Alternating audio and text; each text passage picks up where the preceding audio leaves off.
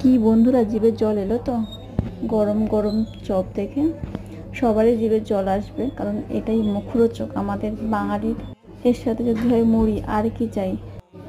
আজ অনেক দিন পর বলতে প্রায় অনেক মাস পর আমি চপ খাবো আজকে।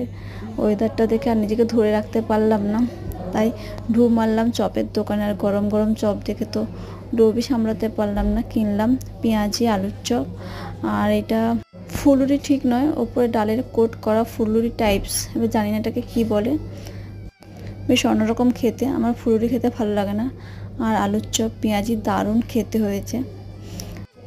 কাজ থেকে ফেরার পথে মন্দ লাগে না এগুলো খেতে।